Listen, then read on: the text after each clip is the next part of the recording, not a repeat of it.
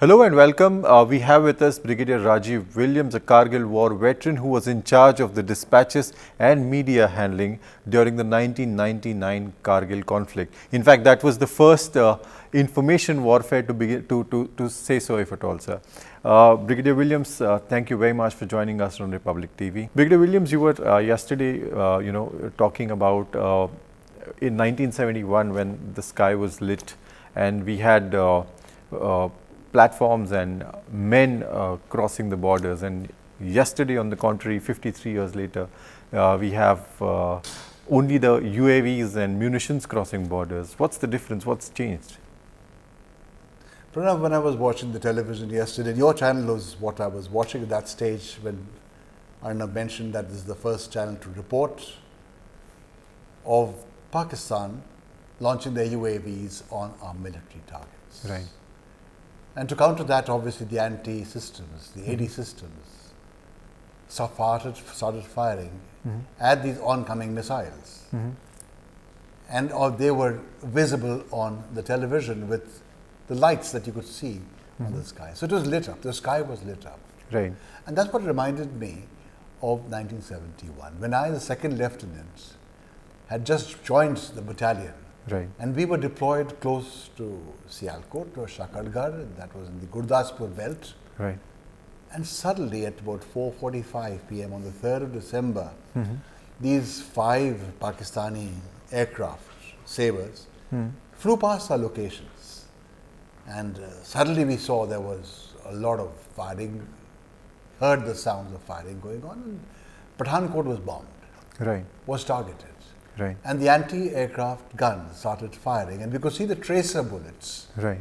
And that's what was visible. We couldn't see the bullets, obviously, Right. but you could see the tracer bullets Right. lighting up the sky. And after a little while, these 5 aircraft, which had entered into India Right. from Pakistan, flew back, all the Right. same way. Right. And a little later, the Indian aircraft chased them. Chase them. Okay. And they came back also around the same, maybe after half an hour, 15 minutes later. So we knew that war has broken out. Right. We were waiting for that opportunity. Right. Everyone waits for an opportunity for a war.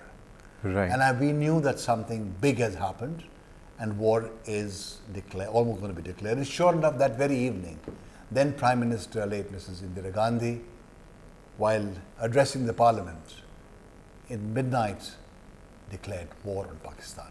Right. So when I saw this yesterday, I said there's so much of similarity, which people have forgotten.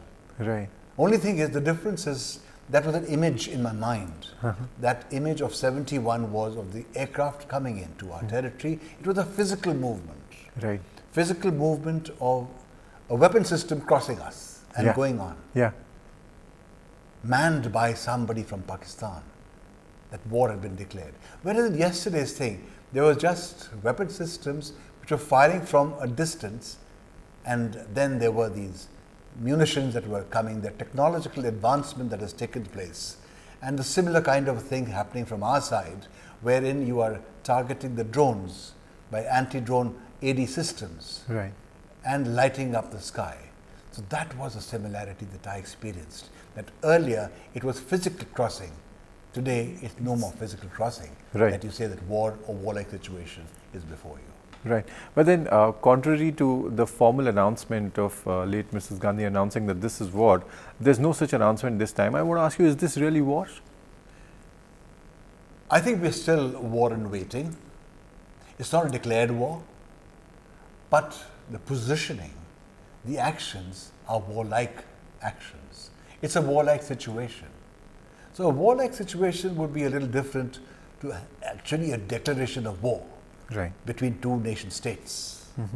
And that's something which obviously the Apex committee, that is the Cabinet Committee on Securities, will take a decision and the Prime Minister will make an announcement in due course of time if it is necessary, which to my way of thinking may not have even happened in a hurry.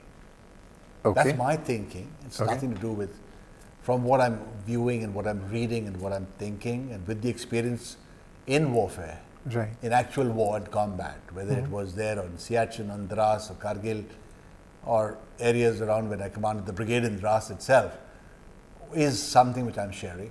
It's my independent visualization of warlike situation around our border. And I salute our soldiers always. Wonderful, sir. The thing is, now India started it with an anti-terror operation. Pakistan has retaliated. How likely is it to, escalate into a conventional and full-blown war? See, there are so many dynamics. You just can't have a war out of the blues. I mean, you've got to plan it out in a huge, huge way, which I'm sure our leadership is doing. And at the right time and the right decision-making process will be on when we have got the capacity to launch a full-scale war at a point of our choosing. It may be done. Okay. But as of now, one thing is very clear, that our target selection was brilliant. 100%. Our target selection was on the camps, was on the infrastructure, with an objective in mind of destroying those objectives that you've chosen, which you have rightfully done. You've not targeted the military installations of Pakistan. You've not gone to select targets which will impact huge communities. You've not targeted those places. You've targeted very point target to convey a message. Correct. Also to convey a message of the political will, which is one of the elements of a power of a nation state. The national will is behind the political element of power. So you have taken a decision whether to cross, like we did in Balakot strike, or whether now we've been able to fire a long-range missile system, pinpoint target of the highest variety, sitting well ensconced in our own areas, not crossing the international border or the line of control. So we've got that capacity. You've demonstrated that capacity. Pakistan, on the other hand, is trying to target from their own side through drones on military targets, on Indian military targets, which are unacceptable. Right. The targeting piece is being done by Pakistan, but our capabilities are being demonstrated by our military by making sure that none of those drones have hit our establishments. Correct. That leaves what? Artillery fire? Artillery fire is a normal happening which is taking place before the ceasefire had taken place between India and Pakistan. You know, erratic fire. We had Kargils, and we've got Siachen activities, we have got Punj activities, limited operations being conducted in those different pockets. Correct. So artillery fire may continue, will continue, but that does not mean war. War means an objective, and our objective, and our military objective, and our political objective has to be achieved. Until that is achieved, then the war doesn't stop. My question then is, sir, our initial objective was that we were to hit terror targets. Now there is a cross-border firing going on, but from India's side the objective is achieved. So where does this stop now? See, Pranav, the point is that, we have demonstrated our resolve, our strengths, and also the fact that there is a limit of tolerance which we can accept. But at the same time, we must have a political and a military objective to achieve, to declare what to go across. It's not always that you have to go across to capture territory. Is that our objective? If that is an objective, fine, which I don't know. Then it will be war. If the objective is that we need to target the leadership, then that leadership objective in Pakistan has to be achieved by different means. If it is to do with the leadership of the terrorists, which we know whether he's in Hafiz Sayyid is in the lockup, or Jaish-e-Mohammed guy that Hafiz is the target, then we've got to hit those targets. Is that what is the attempt being made? And the leadership is going to take a call. And I have so much of faith and confidence in both our political and military leadership that they will do the right thing. Okay. So unless you have an objective in mind, there is no question of actually escalating to a limit beyond that is acceptable. Okay. That's my thinking. The government has repeatedly said that Operation Sindoor is ongoing. does it necessarily, I mean, we don't want to speculate, but as a military veteran, could there be any kind of means to further or further attempts to neutralize the leadership, the terror leadership that sits in Pakistan? Well, I mentioned that to you because that is something which is an action in being, and I'm not so sure as to what activities are going on at that level. But military leadership or terrorist leadership is a good target. Is a good target. Okay. How you achieve it and how you achieve it directly, indirectly are your modes that you will be adopting yourselves. Right. And I think that is not war. That is not war unless you have some movement across beyond the munitions that you're firing from your side of safe havens. Till that time, I think physical movement becomes a must to achieve a military aim and a military objective, and that will lead to war if we cross over. Okay. One question obviously about the intent of the government remains something that we need to wait and watch. Militarily, are we capable of going across and carrying out an Osama-like raid in Pakistan? Just purely in terms of capabilities. Pranav, our capabilities are second to none. We read lots of activities that take place thousands of miles away, whether it's to do with the SAS going in for it or some Neset working towards intelligence gathering and targeting leaderships. And the latest book on Tom Clancy's, Defense Protocol, I mean, that's something which takes on so much of role of the military to target and just to get away. As far as we are concerned, I am convinced that we have the capability of doing the most difficult tasks. And for war, we need to be prepared. Prepared logistically, prepared that we've got supply chains going, and there's no shortage of any equipment or equipment related munitions that you require. Right. To make sure that you have a sustainability in an operation. Right. If Pakistan has got sustainability, great, but I don't think they have capability at all to go beyond a level. Okay. And if they don't have the capability of going beyond a level, your objective should be clear. In 71, what was our objective? Bangladesh? Yeah, that was the objective of East Pakistan severing itself from West Pakistan and creating a nation state, Bangladesh. As soon as it was achieved, on the 15th of December 1971, war stopped. 16th, there was ceasefire. Absolute ceasefire. Correct. So political objective is important, and military objectives obviously will be achieved aligned to the political objective. So that brings me to my next question, because India has right now diplomatically, economically and militarily kind of in a way choked Pakistan. The internal dynamics of Pakistan are such that there's a BLA which has already started getting active and targeting Pakistani regulars. Can disintegration of Pakistan be in sight, sir? Can that be a military objective too, the military political objective too? I would think BLA is a very small organization which has demonstrated one big resolve of promoting the fact that they are a neglected lot. The entire Baluchi population is a neglected lot.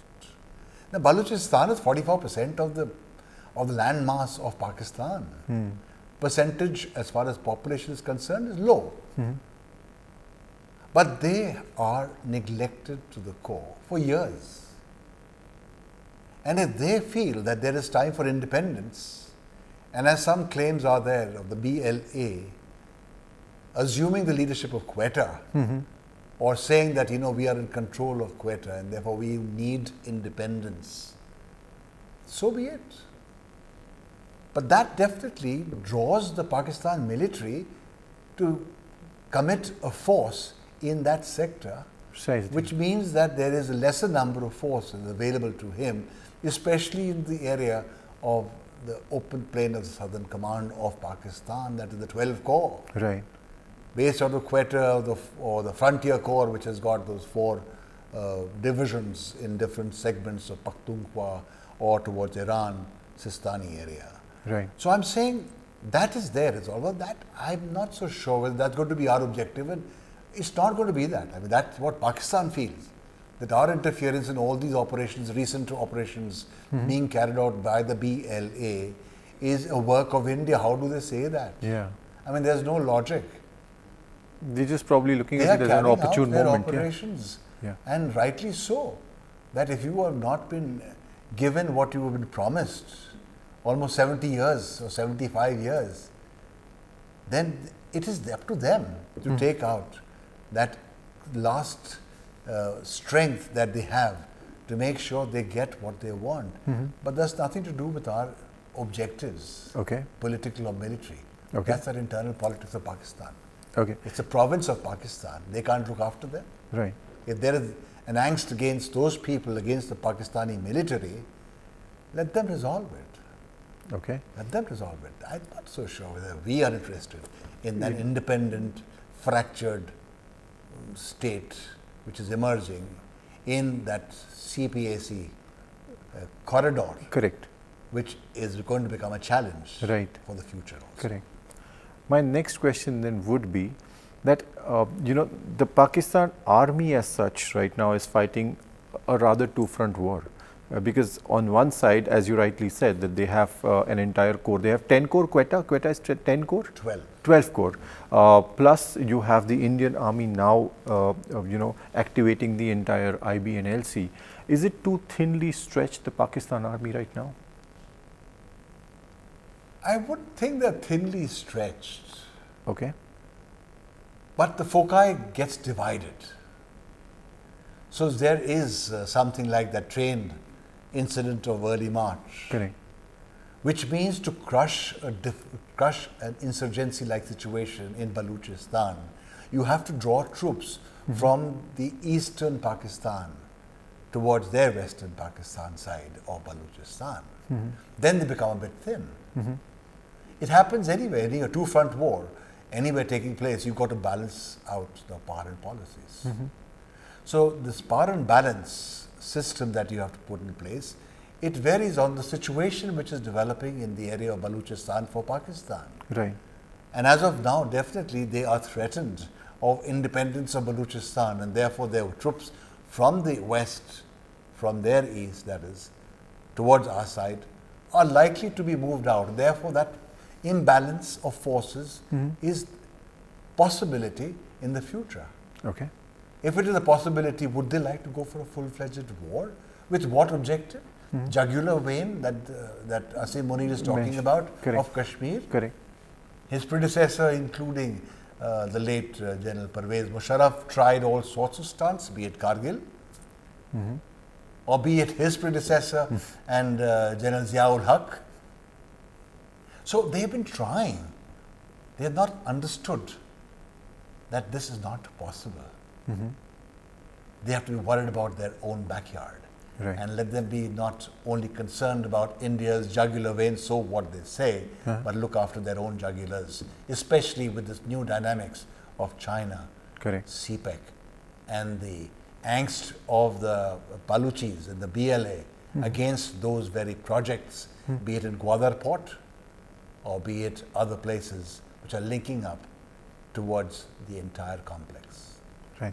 When I am looking at this entire conflict, so to say, as an independent Indian citizen, I see that the Indian systems pretty easily went inside and attacked the terrorist installations within Pakistan. Lahore AD was destroyed by the Indian systems, whereas Pakistan's incoming missiles could not penetrate through the Indian systems.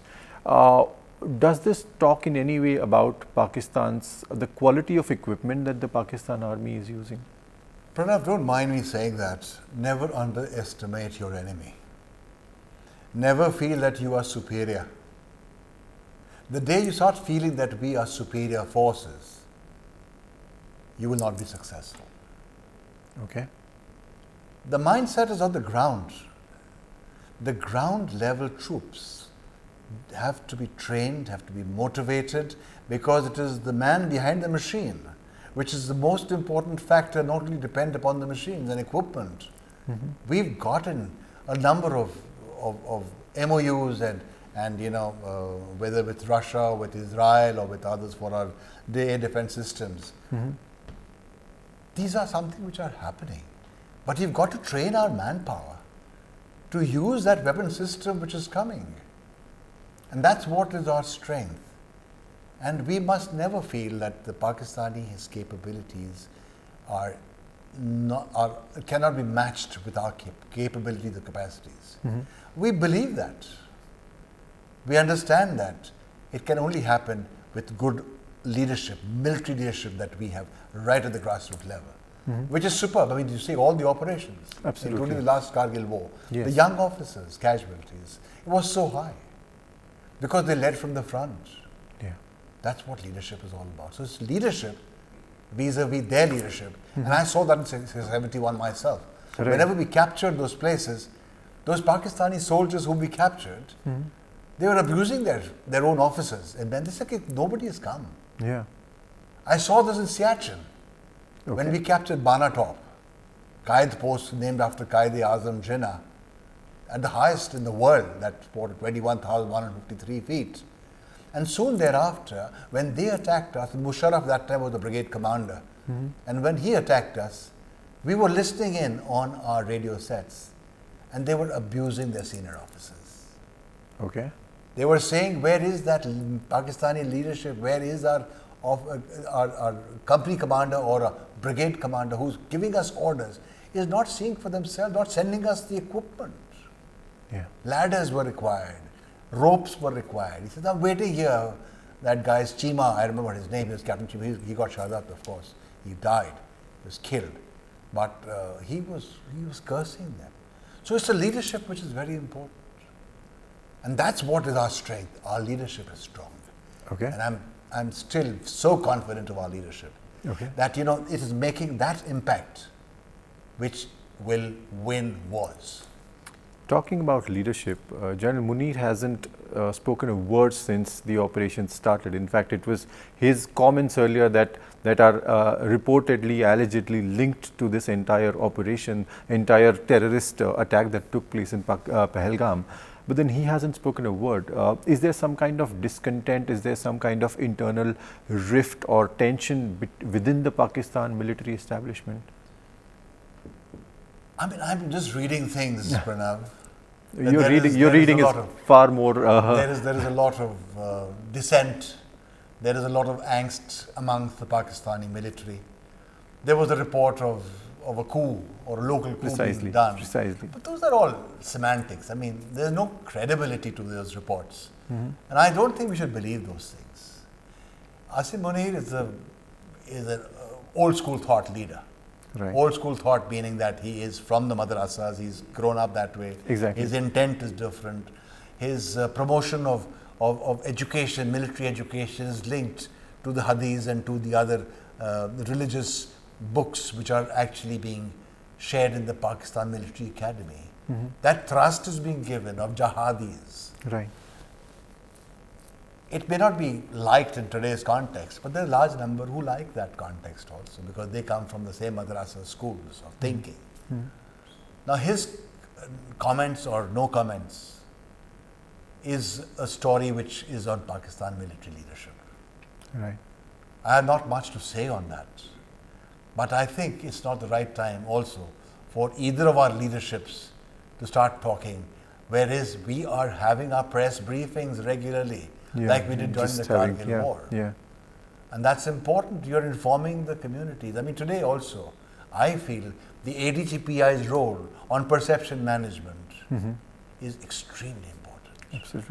We've discovered that in Kargil. We've demonstrated that perception management war, information war, was so important in changing the hearts and minds and opinion makers, decision makers, because of what we projected. And that was a truthful presentation of facts. Initial years during Kargil War, you may remember or you may have read about it, it was a blackout. So all kinds of speculations, what you're seeing today. All kinds of stories going around. But then we permitted them to go and see for themselves. Bring out stories. Some went overboard while actual operations they were showing, which was, I think, immature. But there was a sense of being part of the conflict. You as a citizen of India became part of the conflict. Yeah. Whether you were reporting from the front or you were sitting in places well deep inside even South India, India was one. Yeah. It reminded me of 71, how everybody got together, yeah. how everybody mobilized. And soon after the war, I remember when on the railway platforms and on the highways and byways, people used to stop us, giving us something, even a flower or a biscuit, respecting the army. The army. Kargil, post-Kargil, respecting the army. But everybody forgets about it after some time. Yeah. And I think we should not worry about it. We should do our responsibilities and expect respect in return. That's all. I know we are already, you were already in a hurry to return, go back, but then my final question would be that now that we have a, as you rightly mentioned, that Asif Munir comes from a different school of thought. We have a, I mean, I was talking to a senior army officer who said we have a radicalized army this time. Where does this go from here? We have a radicalized army. Army to face, I mean, in the sense we have a radicalized Pakistan army to deal with. Our enemy is a radicalized army. Yeah, to put it rightly, the Pakistan army of today is radicalized. How do we deal with that enemy? I think there's no change in our formats. Whether he is radicalized Pakistani military that we are fighting today, or we fought during 1999 during Kargil, it was radicalized that time also. But in our side, it was no change. It was enemy, a visible enemy. There was a tactical deployment. There was a tactical operation. There was a strategic objective to be achieved. And there was this motivation which took the men to the deaths because you had an objective to achieve. Whether it was Tiger Hill or whether it was to do with 4875 or whether it was to do with Tolding or Kalubar or wherever. Or for that matter, in our case, in Siachen of Qaid Post at such an altitude. So that's important, and it's the question of whom we are facing. It's not going to happen. It's going to have an impact on how we're going to operate. So what should be our objective, a long-term objective, if we really have to deal with Pakistan and end this for once and for all? See, before we talk about the objective, we're talking about war. We should not loosen our guards at all. In the interiors especially, where the threat is looming. Pahalgam happened. It should not have happened. Kargil happened. It should not have happened. Because our foci changed. There was peaceful atmosphere. Everything was going honky-dory. And we thought it was not a threat in being. And we let our guards loose. That's the first thing that we must guard against. And I always keep hopping in whatever I write and whenever I get an opportunity to speak. The basic tactics of a soldier being taught at the academies and at the schools of instructions must never be forgotten. No amount of senior and difficult strategic thought should replace that basic tactics on which everything is built upon. Wonderful. Brigadier Williams, thank you very much for joining us. It was lovely talking to you. Thank you, Pranav. Thank you so much.